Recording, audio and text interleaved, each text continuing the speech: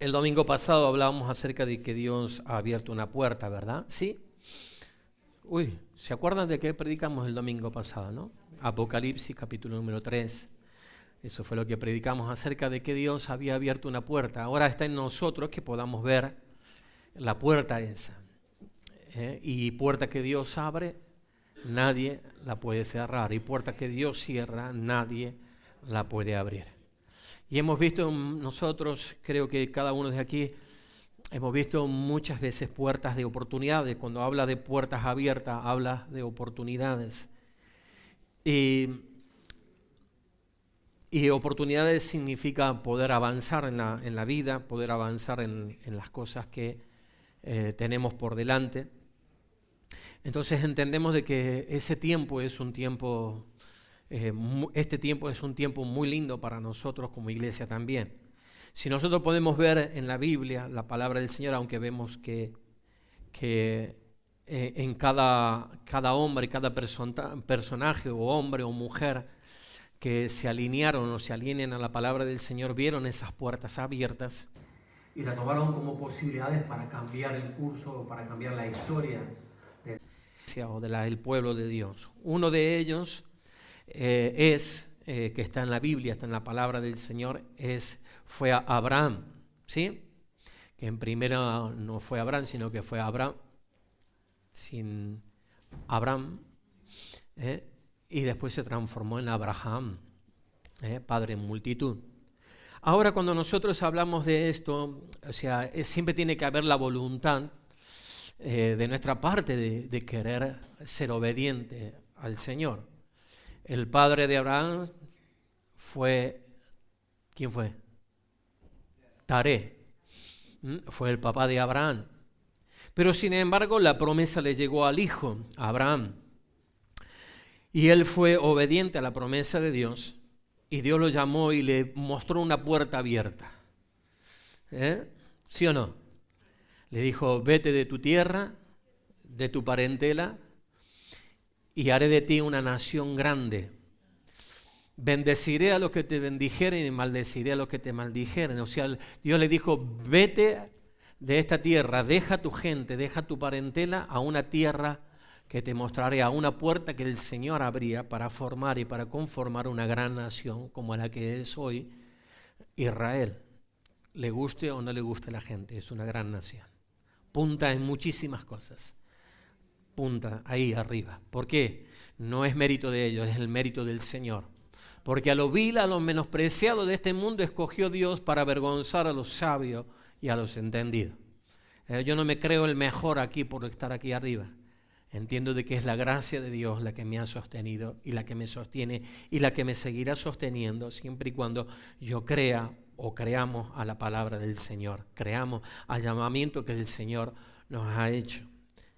Entonces, una de las cosas que nosotros podemos ver en cuanto cuando Dios abre puertas y Dios ha abierto una puerta, no quiere decir que no va a haber dificultades, no va a haber obstáculos en medio del camino en este transitar de este año 2026. Seguramente lo sabrá, quizás enfermedad imprevista, quizás situaciones, falta de trabajo, o muchas cosas podemos enumerar.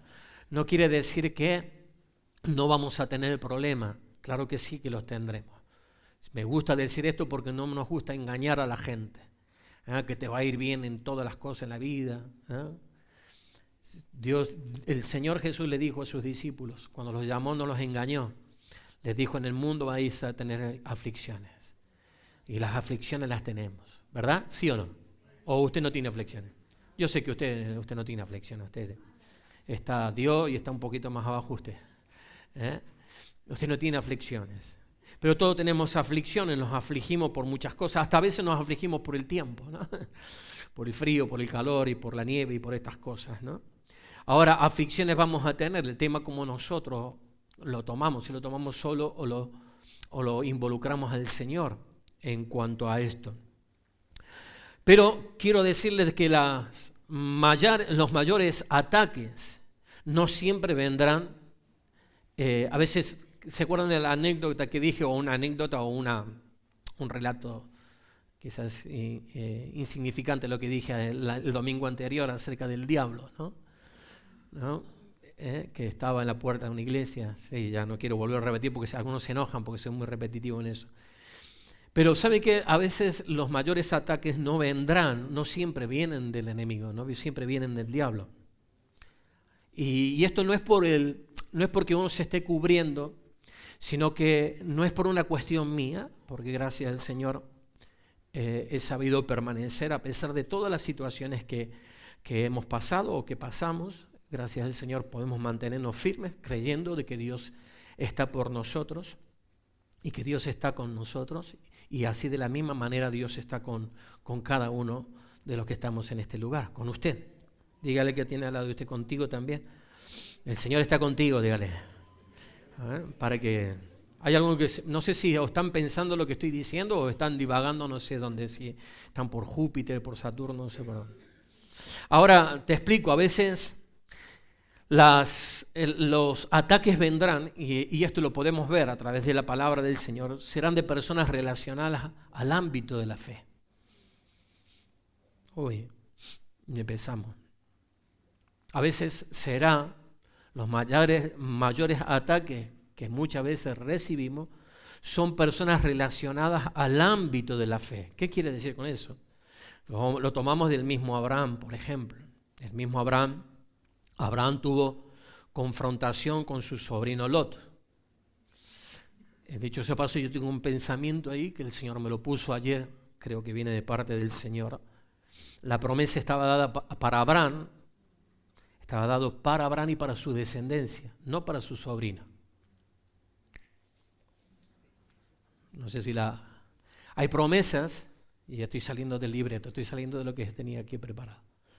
Hay promesas que Dios te la ha dado para ti, personalmente, individualmente.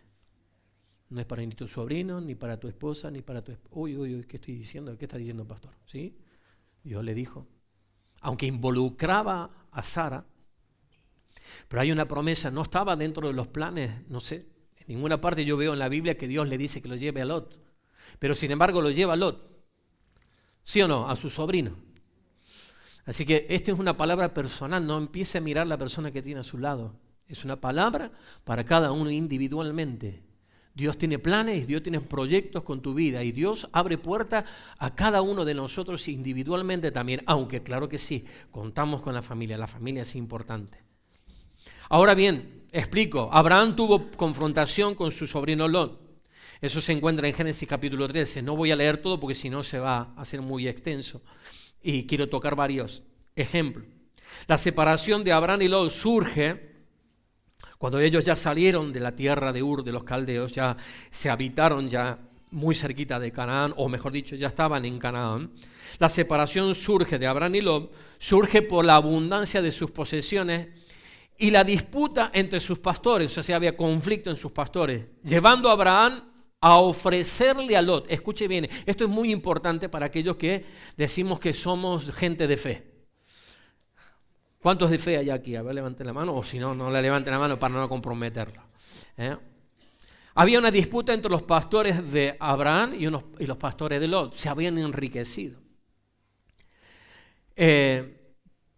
O sea, la abundancia de sus posesiones y la disputa de los pastores que había llevó a Abraham a tomar una decisión y a ofrecerle a Lot, escúcheme bien, ofrecerle a Lot, elegir primero una tierra, y Lot opta por la tierra fértil, por la llanura del Jordán.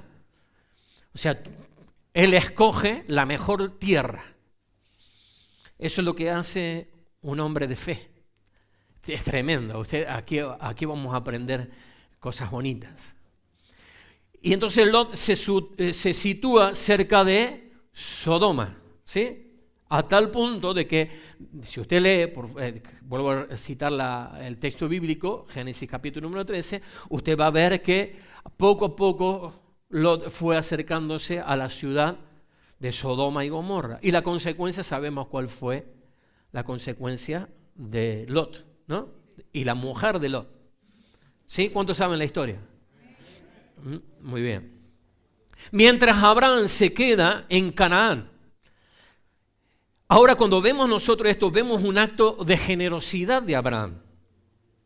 Ahora fíjese, un acto de generosidad por el que nunca quedará sin pago o sin recompensa la generosidad que nosotros tenemos. Escuche, no sé si alguna vez quizás ya lo escuchó usted, pero no baje su persiana, ¿vale? Sino de que él sabía, o mejor dicho, cuando él tiene este acto de generosidad, culmina o termina con el Señor renovando sus promesas. Qué tremendo que es esto. Esto es la diferencia de vivir por fe y vivir por vista. Abraham, que escogió lo más hermoso, la llanura del Jordán, lo más verde, lo más fructífero. Y dijo, yo quiero esa parte. Abraham, que vio una tierra árida. Que vio Abraham, vio un desierto. Pero sin embargo, su generosidad, y esta es la generosidad que Dios nos muestra a nosotros cuando nosotros somos generosos para con Dios, Dios renueva el pacto con nosotros. Porque dice la Biblia que después que Abraham se separa de Lot, Dios vuelve a hablarle a Abraham y le dice, levanta tu mirada. Estoy parafraseando todo lo que dice la Biblia. Lo dice la Biblia, pero lo dice quizás en otro orden. Dice, levanta tu vista y mira, porque toda la tierra que tú ves, escúchame, te la daré a ti y a tu descendencia. ¿Se da cuenta un acto de generosidad? ¿Se da cuenta que nosotros no vivimos por vista, sino que vivimos por la fe? Cuando somos generosos, cuando nosotros miramos no las cosas que tenemos delante nuestro, es pues la fe que dice la Biblia, es pues la fe, la certeza de lo que se espera y la convicción de lo que no se ve. Y Abraham recibe, escúchame, no tan solo recibe, sino que la promesa de Dios es renovada en nuestra vida cuando la generosidad está mostrándose. No fue un egoísta Abraham, él podría haber dicho, mira, yo te traje hasta esta tierra, así que el que elige aquí la tierra soy yo. ¿Quieres? Vete a aquella montaña que es toda rocosa, que está llena de arbustos, que está todo lleno de espinos. ¿Quieres apartarte? Vete para allá. No hizo eso. La generosidad de Abraham. La generosidad de Abraham renovó el pacto con Abraham. Cuando tú eres generoso con Dios, cuando yo soy generoso para con Dios, Dios renueva el pacto con nosotros. Hay gente que está esperando que renueve Dios primero, que primero renueve Dios el pacto para después ser generoso. No es así. La fórmula de Dios no existe. Usted no la va a ver en la Biblia. Siempre los hombres caminaron en la fe. Cuando Dios le dijo a Moisés, dile al pueblo que marche, cuando se encontraron al frente del Mar Rojo y ya no tenían escapatoria porque venían los egipcios para tomarlos nuevamente y llevarlos nuevamente de esclavo, Dios le dijo a Moisés, di al pueblo que marche, hasta que el pueblo no se mojó los pies, escúcheme, hasta cuando tú no te mojes los pies, hasta cuando tú no decidas caminar en la fe, nunca Dios va a abrir las aguas. Entonces viene la promesa del Señor. El acto de generosidad culmina con el Señor renovando sus promesas a Abraham. Ahora, ¿qué podemos destacar de esta lección? Podemos destacar dos cosas, la generosidad y la fe de Abraham. ¿Contra qué? Contra la vista, contra lo material de Lot. Lot no andaba por fe, andaba por vista. Abraham priorizó, ¿qué fue lo que priorizó Abraham? Abraham priorizó la importancia de la paz. ¡Wow! Priorizó la importancia de la paz. No tan solo priorizó la importancia de la paz, sino que también priorizó el crecimiento personal en las relaciones. Qué tremendo que es esto, qué enseñanza que nos deja esto. ¿Se da cuenta por qué Abraham no era que era un hombre iluminado, de que era un hombre, no sé, algunos piensan que llevaba dos antenitas aquí, ¿no? Y que era un marciano, que tenía un casco así, y caminaba así, y hacía ¿no? todos los ademanes de un robot. Y no era un hombre tal cual como usted y como yo. O una mujer con todos. No, mujer no era Abraham. Pero era tan humano como usted, eso quiero decir. Por eso las decisiones nuestras, ¿cómo puede ser? Por Por eso fue el padre de la fe. Wow. Porque él confiaba en Dios. Y él priorizó la paz. Priorizó el crecimiento personal en las relaciones. Muchas veces ceder no significa debilidad. Ceder no significa debilidad. A veces uno tiene que ceder por amor. Y eso no quiere decir que sea debilidad. Eso significa que uno tiene confianza en Dios. Podríamos hablar mucho más en cuanto a esto, pero quiero ir a otro pasaje, cuando dijimos de que a veces viene del ámbito de la gente que está más próxima, y a veces dentro del ámbito de la fe encontramos la mayor oposición. ¿Cómo puede ser esto, no? Isaac con Ismael. Isaac sabemos que fue el hijo de la promesa, ¿verdad? Pero antes, ¿quién fue el que nació? Ismael. ¿Sí o no? ¿Saben esta historia? Quiero ir rápido, porque si no lo leemos. A ver, ponme por favor, vamos a leerlo. Génesis 21:9. Ahora surge una dificultad allí entre Isaac e Ismael.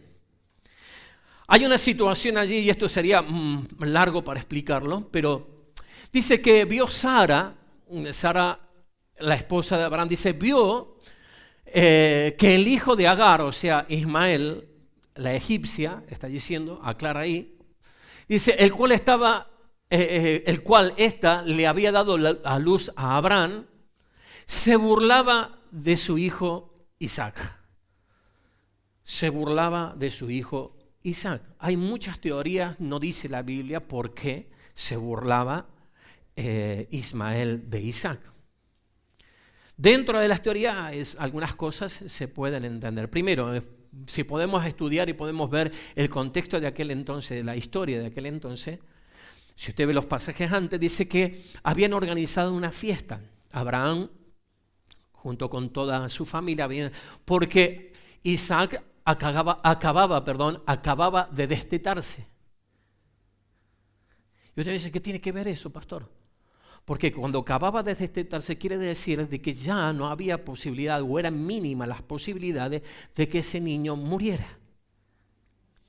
¿Se da cuenta? Hasta cuando no se destetaba un niño, corría los riesgos, porque en aquel entonces no es como hoy en día. Yo no sé hasta qué edad daban las mamás a amamantar a sus hijos, pero eso era una cuestión de prevención en aquel entonces. Entonces se acababa de destetar, no sé cuántos años, no sé si alguien tiene la idea a cuántos años se destetaba un niño en aquel entonces, por favor después me lo dice o dígalo ahora, o calle para siempre. Ahora, veía peligrar que una palabra que había sido sembrada, una promesa que Dios había sido sembrada en la vida de Isaac. Entonces ya veía a Ismael un enemigo, y eran medios hermanos. Eran hijos del mismo padre. ¿Del padre de quién? De la fe. ¿Se da cuenta? Y podríamos hablar mucho más de esto, ¿verdad? Entonces se burlaba, ¿por qué? Porque él decía, es que yo soy el primogénito, decía Ismael. Pero ¿era hijo de quién? De la esclava. No era el hijo de la promesa. Ahí donde difiere o está la diferencia entre Ismael e Isaac. Ya vamos a llegar a un punto. El conflicto entre Isaac e Ismael es un relato fundacional de las tensiones entre los descendientes de Abraham, marcado por la rivalidad fraternal, o sea, marcados por una rivalidad fraternal de familia. Fíjese, la lucha por la herencia y las diferentes interpretaciones religiosas sobre quién era el verdadero heredero de las promesas de Dios. ¿Cuál era el verdadero heredero de las promesas de Dios? Sabemos que los árabes musulmanes, ellos dicen que fue Ismael, ¿verdad? Pero nosotros vemos por la palabra del Señor que es Isaac. En Isaac te será contada descendencia, le dijo el Señor. Esto simboliza la división, entre los descendientes de Isaac, que son el pueblo judío israelí, y los de Ismael, o sea, pueblo árabe musulmán, reflejando tensiones sobre herencias y fe que van, incluso se pueden ver en la palabra del Señor, tanto en la Biblia, esto usted lo puede leer en la palabra del Señor como nosotros tenemos, vamos a ver la diferencia, pero también en el Corán también dice exactamente esto, ahí está la disparidad, ¿no? Ellos dicen en el Corán que ahí se disputan en cuanto. Ahora usted ve ahí que podemos ver que venía de gente relacionada a la fe. Los dos tuvieron fe. Es más, hay promesas de Dios también para el pueblo árabe musulmán. Bueno, para el pueblo árabe, perdón. Para los descendientes de Ismael, que sería otro tema. Ahora vamos a otro personaje en la Biblia. Yo sé que esto le va a picar y espero que esté apuntando y si no, después escuche el audio, lo que cuelgan los hermanos en la red para escuchar nuevamente la predicación. David con sus hermanos, por ejemplo. David con sus hermanos tuvo conflicto también. No fue de gente extraña, sino que fue gente vinculada también a la fe, porque pertenecían al pueblo de Dios. ¿Se da cuenta? Cuando David estaba cuidando las ovejas de su padre, cuando él fue y visitó el campamento donde estaban a punto de entrarse a pelear con los filisteos. ¿Y qué sucedió ahí? Sus hermanos los menospreciaron. No fue el menosprecio de los otros, aunque después el gigante lo menospreció y lo subestimó y le dijo tantas cosas y dice que lo insultaba a David y le dijo perro y le dijo cuantas cosas, pero sin embargo primero vino la desaprobación de sus hermanos, del ámbito de la fe. De gente del ámbito de la fe. Sabemos la consecuencia de eso. No tan solo eso, sino que no tan solo terminó allí, sino después, eso se encuentra, le digo el texto bíblico, en primer libro de Samuel 16 y 17, en primer libro de Crónica, capítulo 2, verso 15, 13 al 15, está la historia esta, la que le acabo de decir. Y después tuvo problema David con su hijo Absalón. Dicho de paso, este muchacho dice que iba y le decía, no, mi padre está muy ocupado, mi padre tiene muchas cosas y hizo un trabajo tan feo que empezó a congraciarse y se ve que este hombre tenía carisma, este muchacho tenía carisma y les dividió el reino hasta que David lo dejó con el rey y David se apartó y era su hijo. Era una persona vinculada ¿a qué? Al ámbito de la fe. ¿Se da cuenta? Pero sabemos también cómo terminó Absalón. ¿Sí? Producto de haberle dividido el reino a su padre. Absalón fue el tercero de 10 hijos que tuvo David. Entre ellos estaba el rey que fue el que sucedió a David, que fue el rey, ¿quién? Salomón, que después se transformó en un Salamón por las cosas que hizo, ¿no? Pero vemos allí en el ámbito, todo en el ámbito de la fe. Podríamos ir con otros personajes, Jacob y Esaú. ¿Quién no sabe la historia de Jacob y Esaú? ¿Quién no la sabe? ¿Sí? Hago eso para aquellos que se están durmiendo. No quiero que te pierdas la palabra. Jacob y Esaú. Esaú, ¿se acuerdan? ¿Qué fue lo que hizo Esaú? Le vendió, sí lo saben, le vendió la primogenitura a su hermano, a Jacob. Y después no tan solo le vendió la primogenitura, sino que después lo persiguió para matarlo. Hasta que se encuentra en un punto Jacob que se queda solo, manda a su familia adelante y decide enfrentarlo a su hermano. Y dice que cuando venía su hermano, dice esa noche, dice que durmió y ahí está la famosa historia, ¿no? Que todos conocemos, que Jacob lucha con un ángel. ¿Se da cuenta? ¿Ven la historia que es larga y tan cortita que la podemos hacer? ¿De dónde era el ámbito? De su hermano. A veces los ataques, los peores ataques, hermano, porque si te ataca uno de afuera, tú puedes decir, bueno, ¿qué sabe este, no? Pero cuando la cosa sucede dentro, y lo mismo pasa dentro de la iglesia, no estoy hablando únicamente de familia, sino que estoy hablando de iglesia.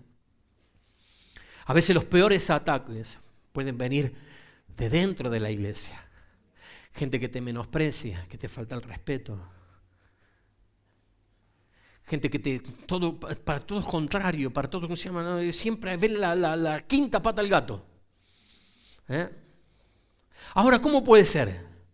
Fíjense, todos estaban en un mismo ámbito de fe. Todos tenían una misma promesa, una promesa específica. Incluso las familias tenían promesas específicas. Algunos se mantenían fieles al compromiso. Y aquí está la diferencia, hermano. Acá está la diferencia. Algunos se mantenían al compromiso y otros a su conveniencia y deseos egoístas. Siempre cuando está deseos egoístas en el corazón de los hombres, por eso es una de las cosas que nosotros debemos de cuidar nuestro corazón. De tener deseos egoístas, cuando nosotros pensamos para nosotros mismos, cuando nosotros no tenemos en cuenta a los demás hermanos, cuando no tenemos en cuenta a las personas que son nuevas en el camino del Señor, a veces cuando no tenemos la paciencia que tenemos que tenerle a las personas, a veces cuando proferimos palabras que después son como un huevo frito, son como un huevo, una vez que usted lo tiró a la sartén, ya no lo puede volver a poner nuevamente en la cáscara, llevarlo al almacenero llevárselo al granjero y el granjero lo dejamos ahí.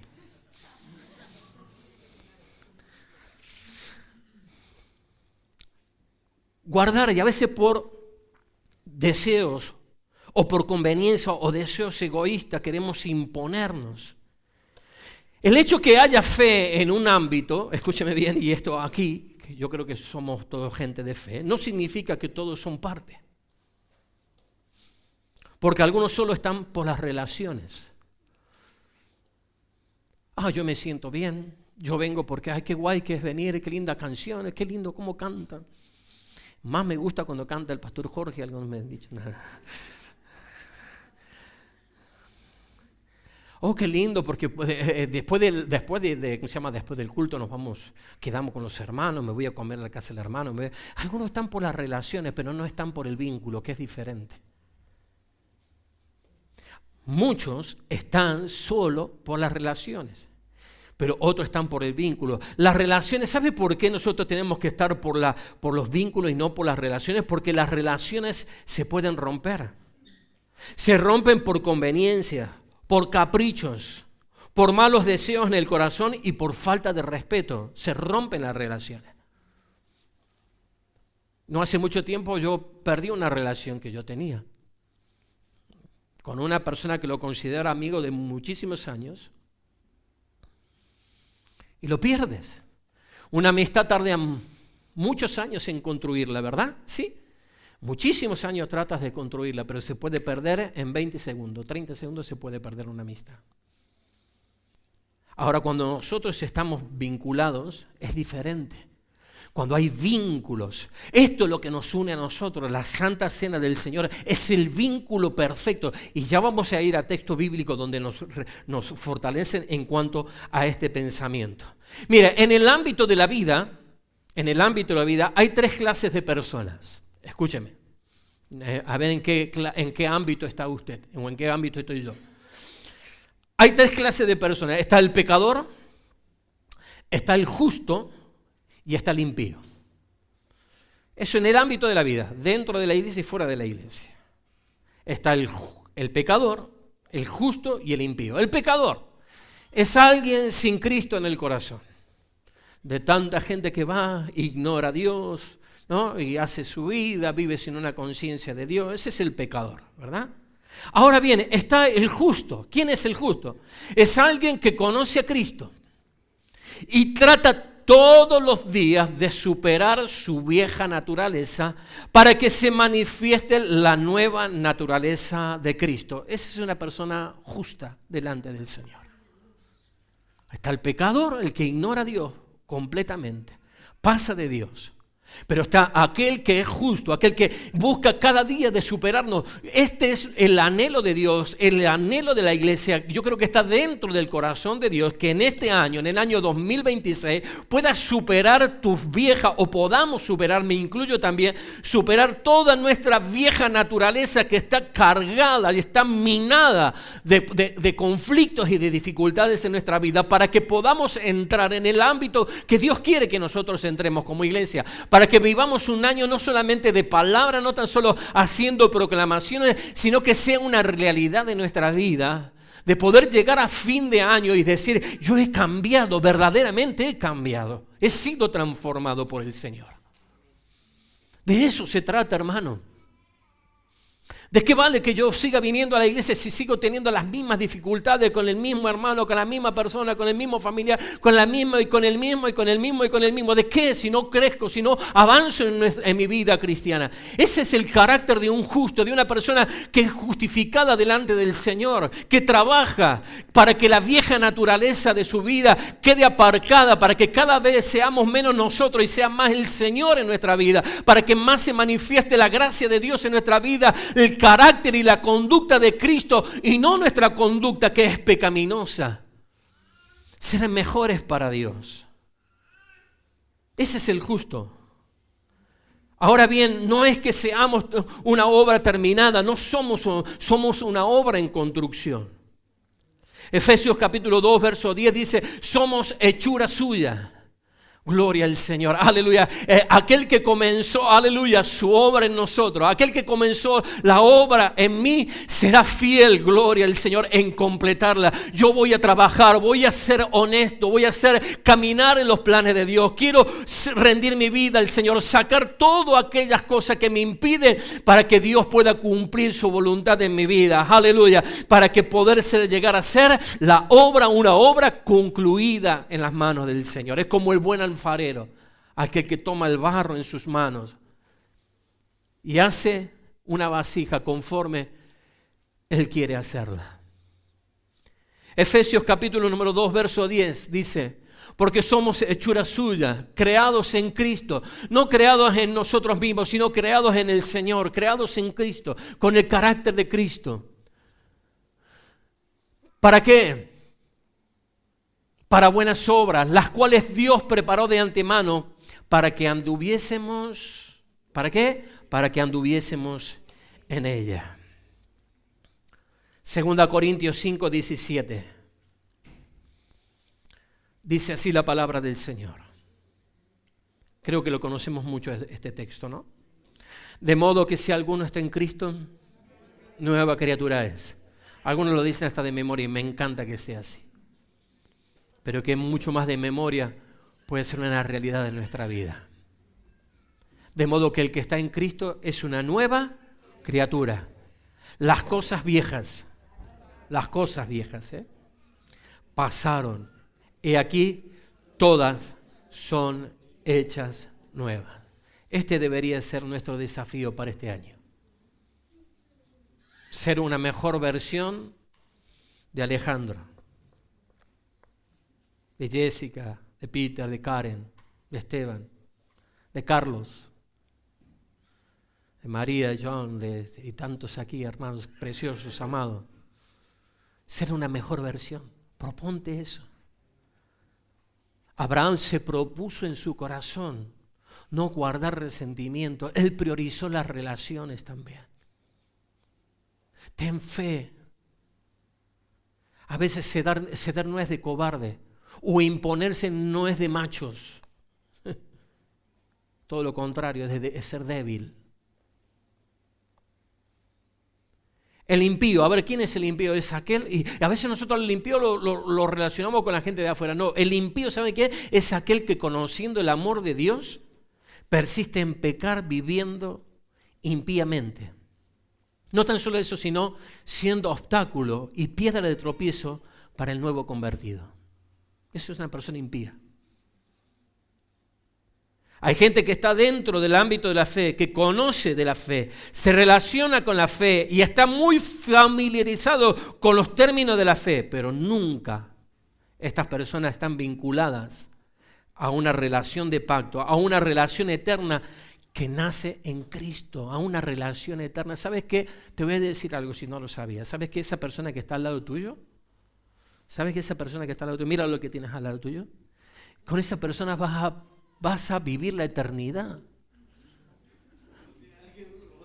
Oh, hostia, qué duro, dice. Oh.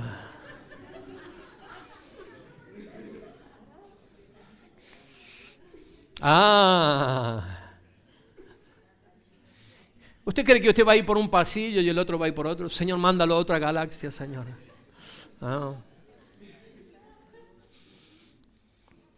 Si no aprendemos a amarnos ahora, hermano, a no tener relación, a tener vínculo como iglesia del Señor, hermano, todo esto es ficticio. ¿O usted cree que va a haber un lugar para los argentinos, otro para los colombianos, otro para los ecuatorianos, para los venezolanos, para los hondureños, para los catalanes, para los españoles? Ah, no, los catalanes también son españoles. Karma. Angelina. ¿Ah? ¿Qué más me faltó? ¿Rumanos? ¿Qué más? Nicaragüenses. Peruanos. ¿Usted cree que va a haber una... Bueno, o vamos a decir como dijo, ¿cuáles fueron los dos discípulos que estuvieron con Jesús? Señor, hagamos una ramada, una para ti, otra para mí y otra para los Elías y los que estaban ahí.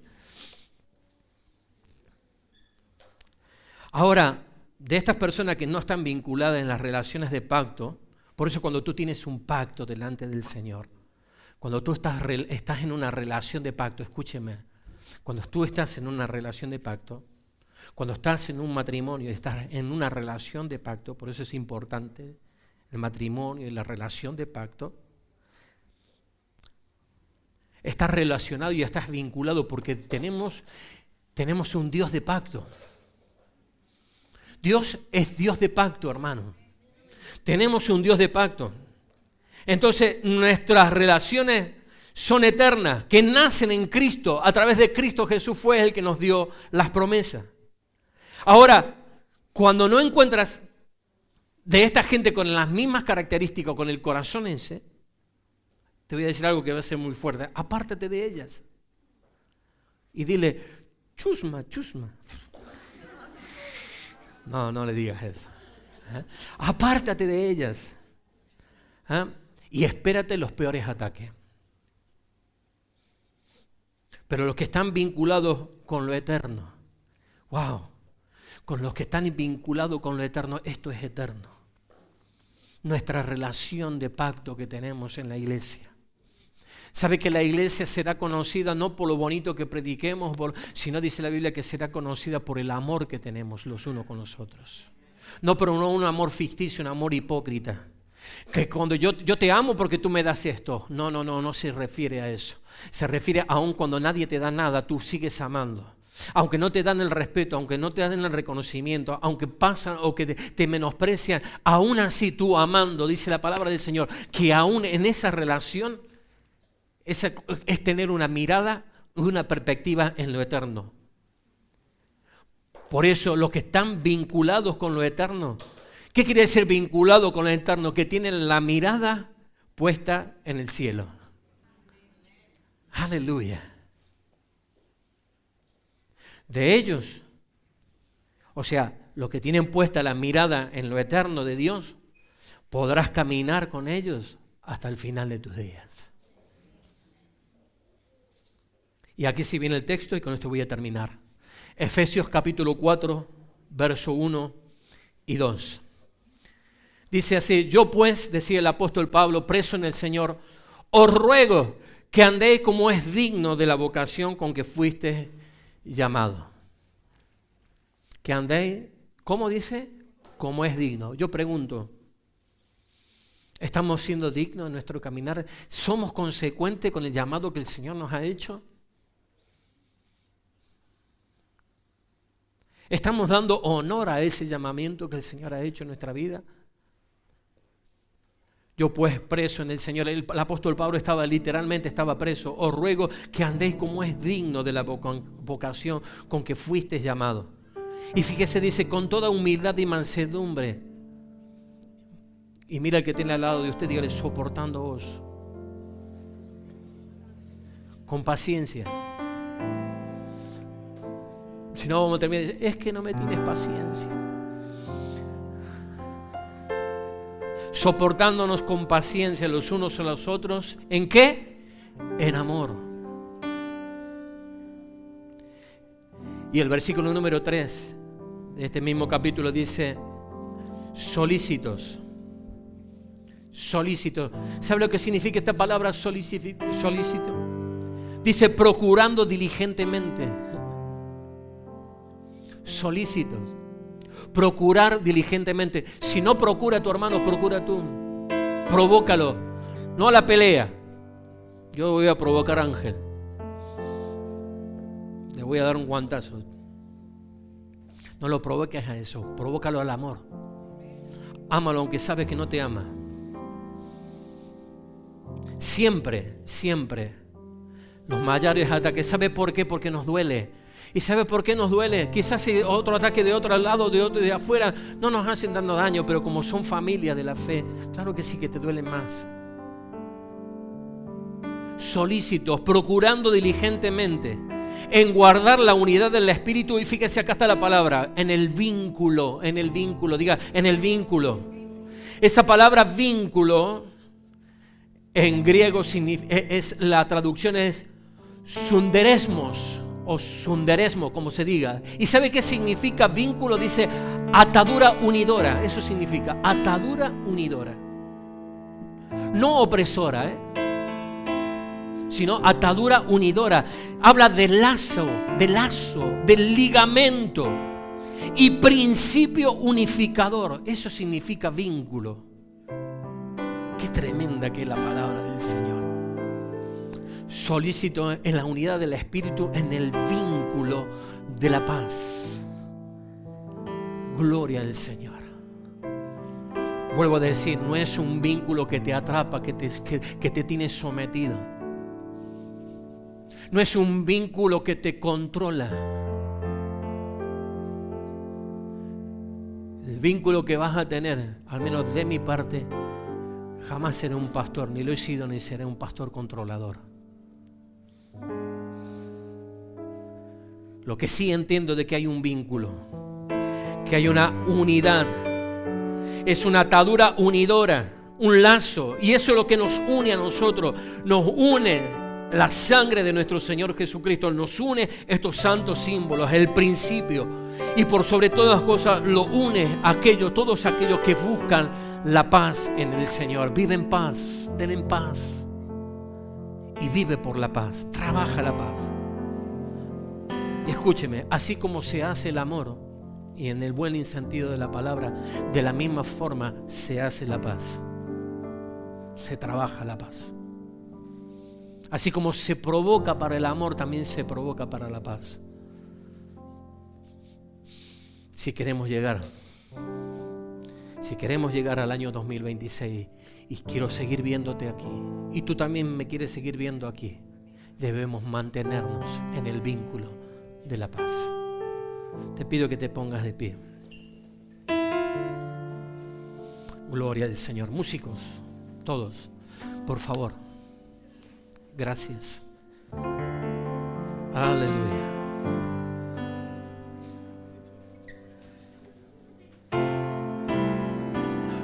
Aleluya, gloria a Dios. Aleluya, gloria al Señor. Gloria al Señor. Ahora deja que el Señor te hable.